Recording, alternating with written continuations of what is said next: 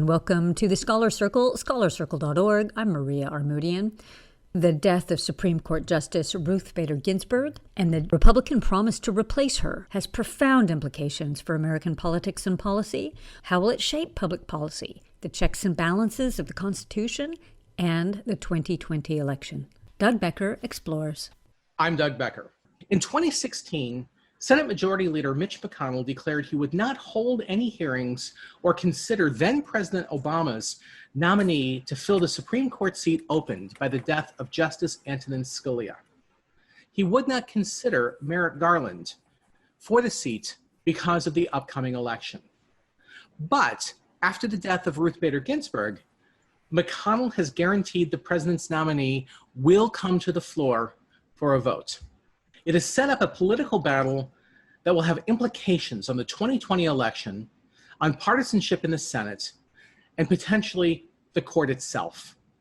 We discuss these issues with Mark Peterson, professor of public policy, political science, and law at the University of California, Los Angeles.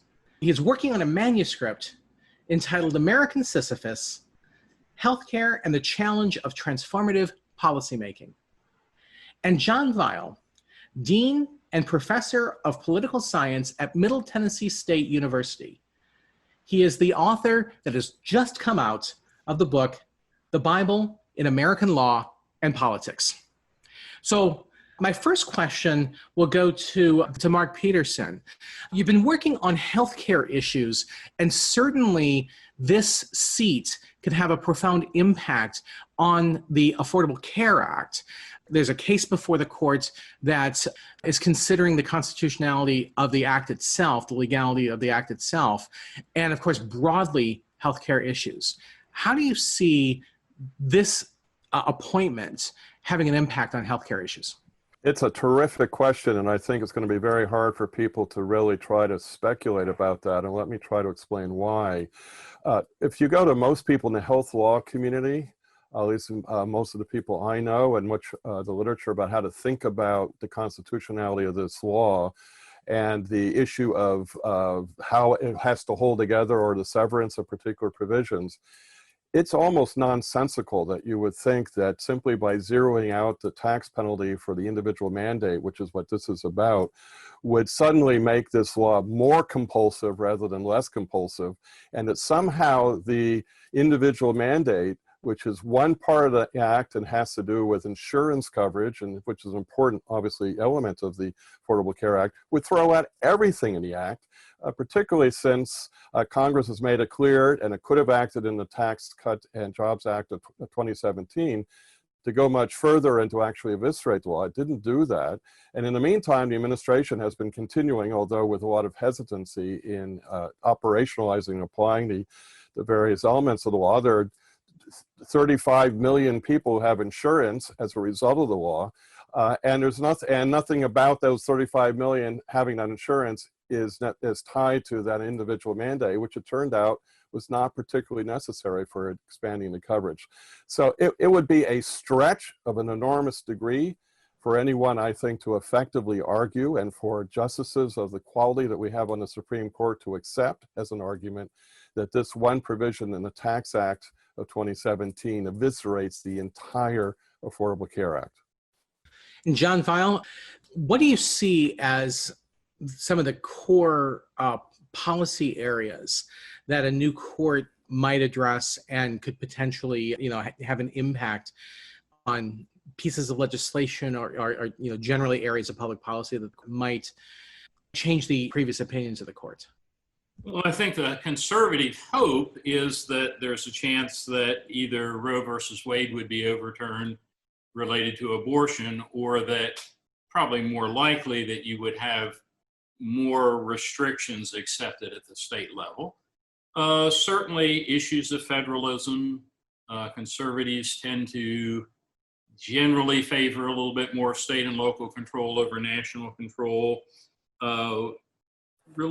Conservatives often put more emphasis on the free exercise clause than they do the establishment clause. They tend to see these matters as matters of religious freedom rather than establishment of religion. and I'm sure there are, a whole host of others.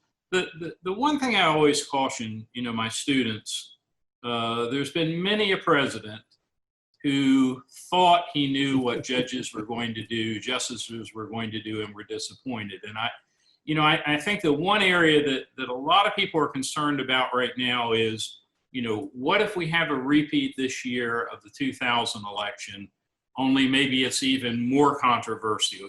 Do we count, write-in ballots? Do we count early voting and all of this? And I actually have a little bit more faith that even if we have a fairly conservative justice appointed, that they're going to try to call it, as I'm trying to remember the analogy that I believe it was just Chief Justice Roberts used, that, which is something of an exaggeration, but he hoped to be an umpire rather than a player. Whether we have somebody for the right or the left, and I think one of the beauties of Justice Ginsburg, everybody talks about how consistent she was with women's rights and other issues, but there were also times where, she voted against what you might think would be the knee-jerk liberal reaction.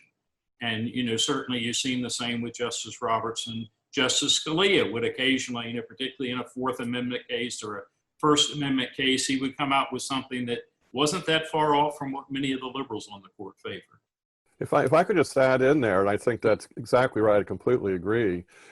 The President Trump over the last couple of days has seemed to have interpreted the court, and in particular Gore v. Bush in 2000, as indicating that this is all about partisan politics, even at the court level. And I mean, in fairness, that case in 2000 did not shine well as breaking the notion that there's a partisan divide of the court, or it's driven by partisan issues, even to the point of saying, don't take our ruling here as having any presidential value. But when the president talks in such raw partisan terms about the court, and the reason why you need a ninth justice is you don't want a 4-4 split, he's just naturally assuming everybody's going to go along, not only with the issues that might arise in a very complicated election setting, but an election setting in which he himself has been probably more forceful than anyone in undermining what should be normal voting patterns and routines and acceptance of different kinds of ballots. My guess is that that the Chief Justice and the Justice Gorsuch and the Justice Kavanaugh and even Justice Barrett are not going to simply roll over in that direction, given the way that the case has been characterized thus far. So I would be frankly surprised if there's simply that kind of determination by even conservative justices, even justices appointed by Republicans, even justices appointed by President Trump himself. May I add, and U.S. versus Nixon, Rehnquist recused himself, but it was an 8-0 right. judgment against President Nixon, and I believe he had appointed 4 of the judges who voted against him. Now, there is certainly a balance of power and checks and balances question, I think, when the president speaks of the impact the court could have on this election. He's even suggested the votes could end up being irrelevant because the federal judges are going to decide this. I'll ask this first of Mark Peterson, because I know this is an area you've done quite a bit of work in, the relationship of the branches of government.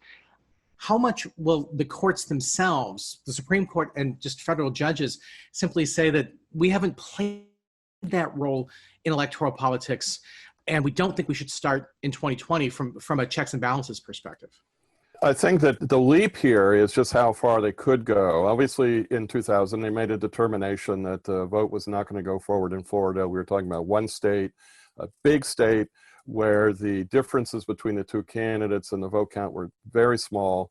And probably the outcome was really within the noise of how you count votes and the problems in the ballots like the hanging chads. What's being posed here is a much bigger issue, including, unfortunately, apparently some conversations, including within the Trump campaign, about the prospect of trying to orchestrate having Republican legislatures at the state level decide that they're not going to allocate the Electoral College votes based on the popular votes in their states because of problems in the voting, and they're going to come to their own determination.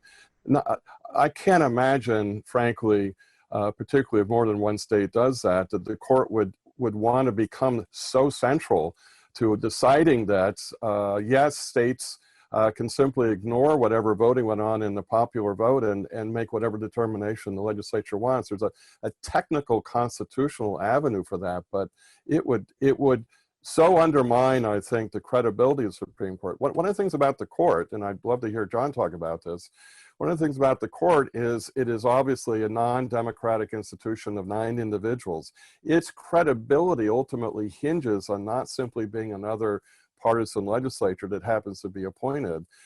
And so ultimately, the American public will lose faith in this institution if it looks like it is simply pursuing not only a partisan, but a particular individual partisan's personal prospects. And the last thing I know that Justice Roberts wants to do is undermine that credibility. And not only that, the other thing that's hanging here is suppose that Joe Biden wins the election, and suppose the Democrats take over the Senate in particular. If the Republicans and President Trump have rammed through a court appointment at this point, it could further unleash an ongoing cascade of trying to wrestle control over the court, and you very well may have, I don't know what the prospects are yet, but you very may well have a movement towards using what is a constitutionally available tool, which is to expand the size of the court. And then just that will keep feeding this process, and no one's willing to put their foot on the brake.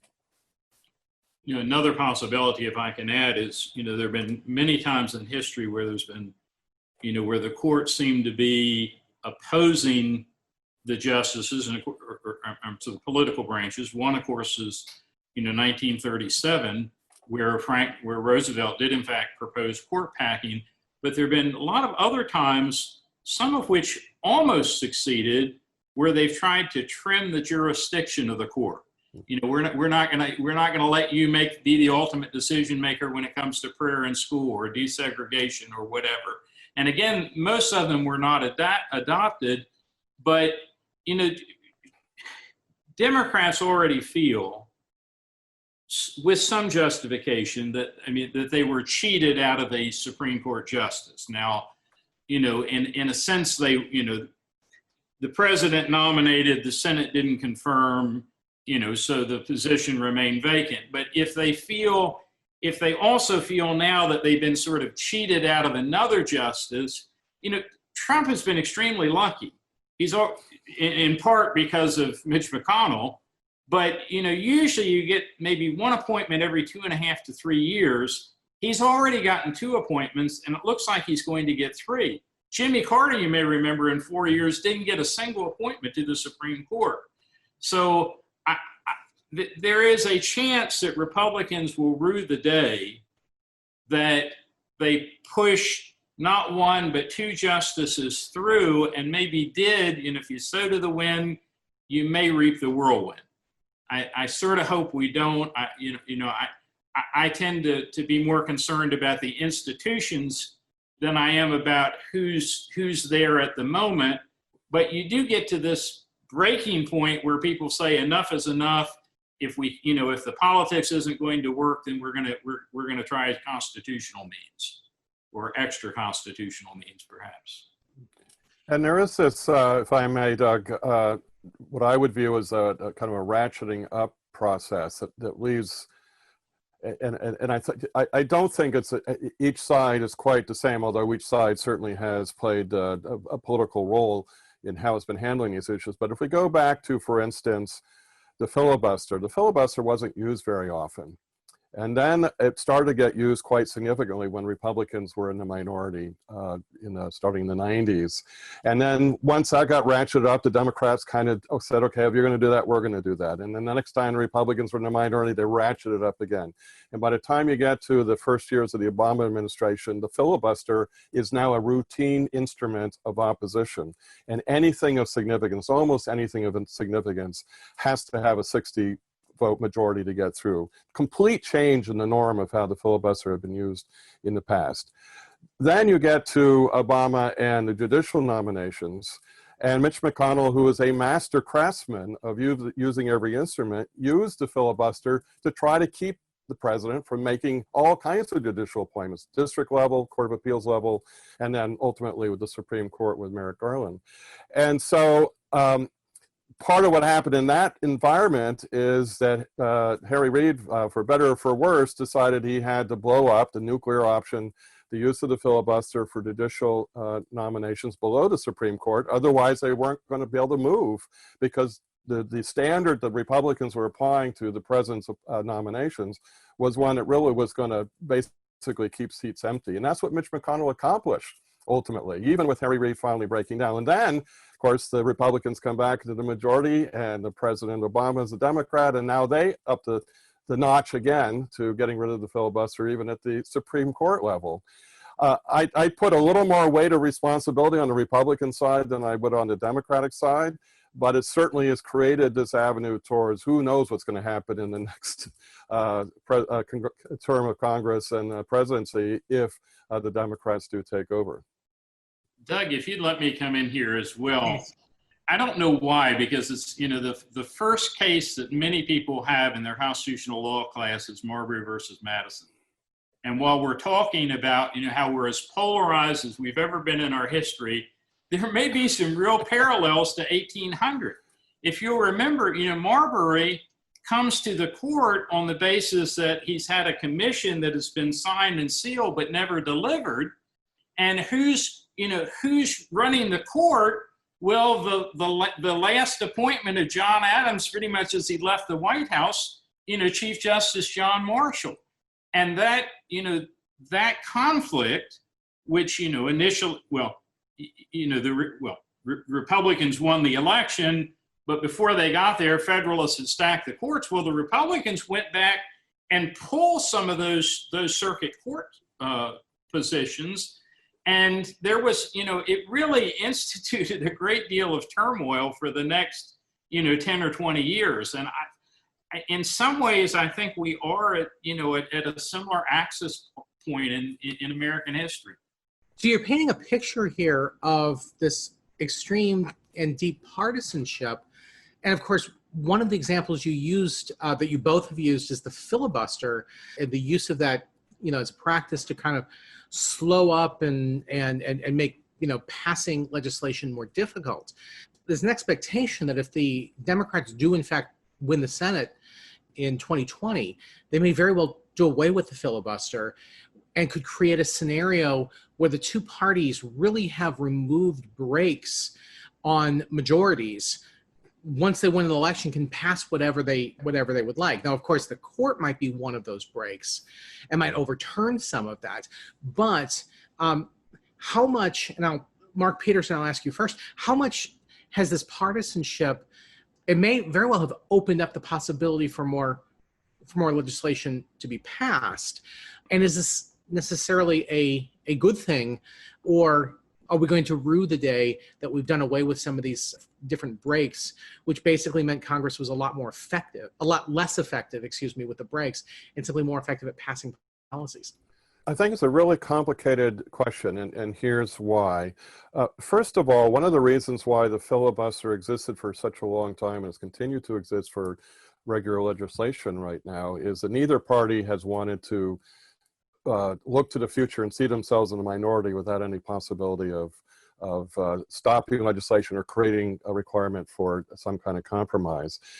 That worked in a world in which the parties were not so deeply divided. And frankly, if you look at the ideological data, one of the things that's happened is that while the Democrats have kind of moved to the left over the last 30 years, kind of back to more of a standard place for them, the Republican Party is really, in the Congress, has moved dramatically to the right. So it's a very different Republican Party in Congress today.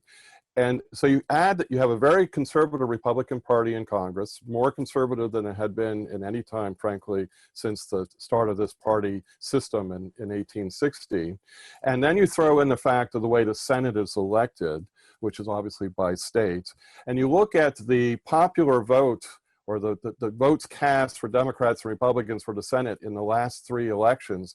And you see that the Democrats have actually won overwhelmingly the Senate votes at the individual voter level, but because of the way the Senate is set up, the Republicans have come away with a 53-seat majority.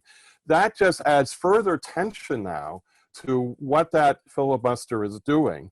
and in a way not only creating a forced discussion, but leveraging the role of a minority segment of the population to be able to wrest control over government, and particularly to do that with a president now who has lost the popular vote in 2016, and a court now that has for quite some time been dominated by Republican appointees. So that's the context in which there's such a sense of having to now get rid of the filibuster. Now, the other side of the equation is, yes, it could mean that Democrats, if Joe Biden wins and if the Democrats take the Senate, would have an opportunity for moving legislation and maybe even moving some significant pieces of legislation. But frankly, they're going to be doing that under this environment, or in this environment, in a purely partisan vote, in which there are going to be few, if any, Republicans supporting that legislation. And some of these are pretty big themes that you'd like to have where the public may be behind them, but you'd like to have the institutions of government more coherent and cohesive in moving them forward, knowing in the next election, tide could turn and they could completely reverse again. Look what's happened with the Affordable Care Act.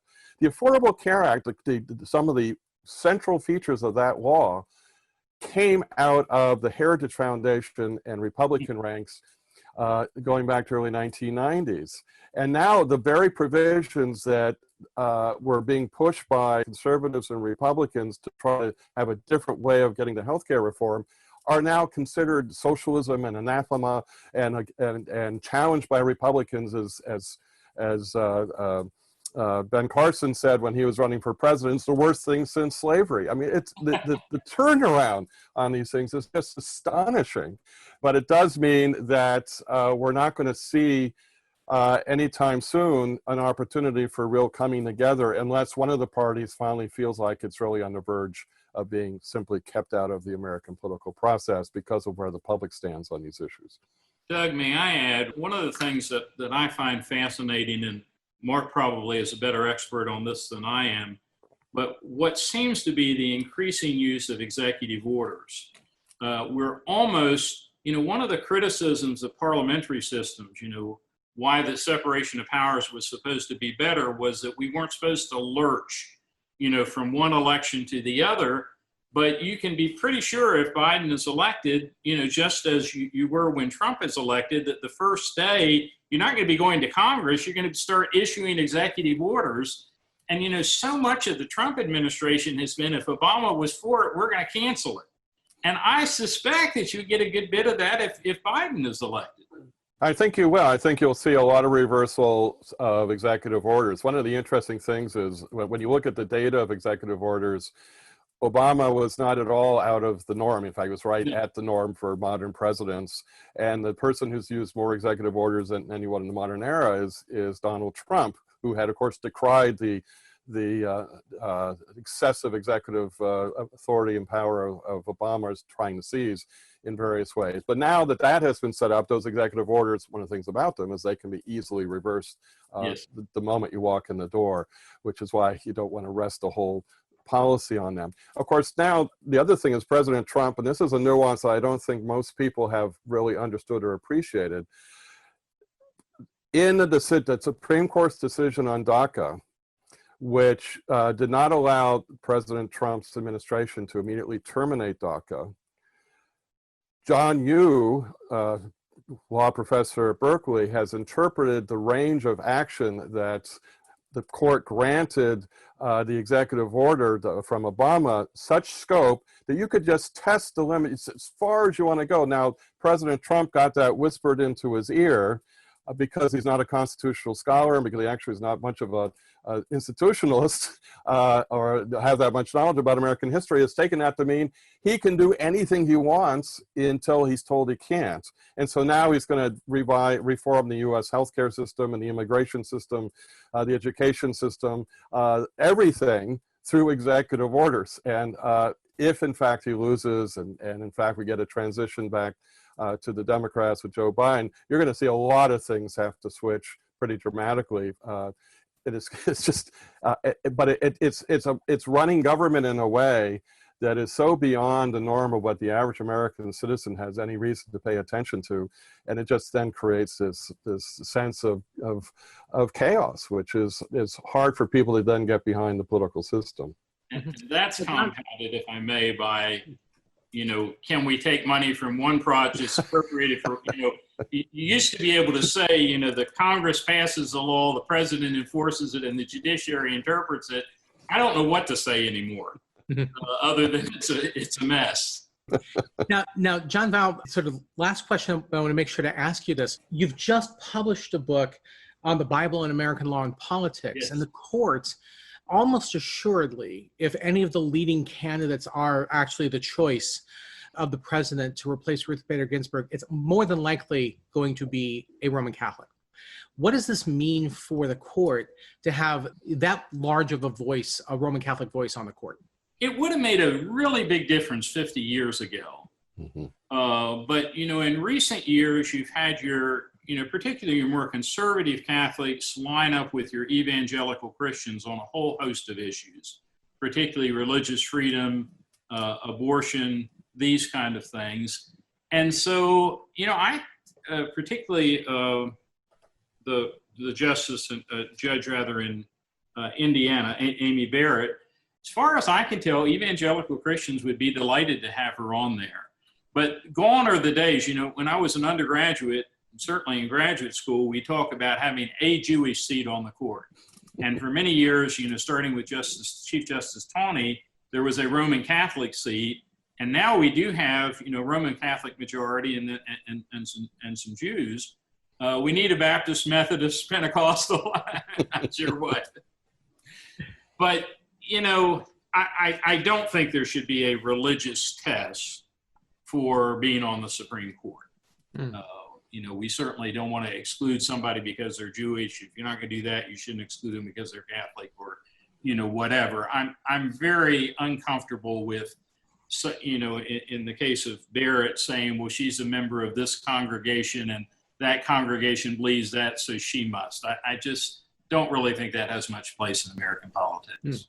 Well, with that, we have been discussing the politics ranging from the checks and balances concerns about the role the court has been playing in policymaking, the impact of partisanship and the possibility of some fairly significant changes in Congress as a result of these political developments, and certainly the impact on the 2020 election, not just at the presidential level, but the importance of certainly both houses of Congress and the role that that's going to play in politics post-election. I want to thank our guests.